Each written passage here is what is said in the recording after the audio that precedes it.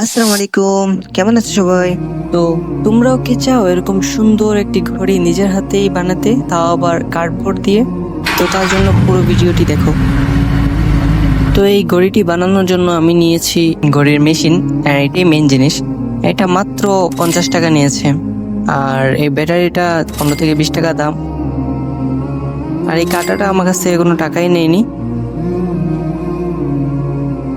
আর এই ডিজাইনটা আমি নিজেই তৈরি করেছি। ডিজাইন তৈরি করতে টাকা লাগেনি, শুধু প্রিন্ট করতেই 10 টাকা লেগেছে। আর এখানে একটু পানি লেগে রং নষ্ট হয়ে গেছে। তো চলো মেইন রেসিপিতে যাওয়া যাক। তো শুরুতে আমি একটি কার্ডবোর্ড নিয়েছি ওই ডিজাইনটির মাপে। আর এই কার্ডবোর্ডটা অনেকটা মোটা। এরপর নিয়েছি ওই কার্ডবোর্ড থেকে 1 ইঞ্চি বড়, আর এটা একটু চিকন। আর মাঝখানে আমি মেশিনের সাইজে কেটে নিয়েছি।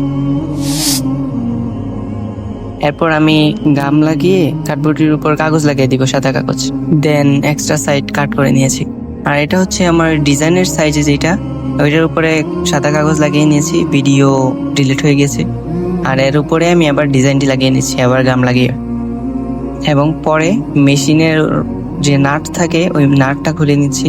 আর ওই যে মেশিনের সাইজে কেটে রেখেছিলাম ওইখানে বসিয়ে উপরের ডিজাইনটি লাগিয়ে নিচ্ছি। এখানে কিন্তু আমি গাম ইউজ করিনি, কারণ অনেক সময় এখানে টাইম কার্ডবোর্ডটা ডিজাইনটা ঘুরানো লাগতে পারে, তার জন্য আমি এখানে আর গাম ইউজ করিনি।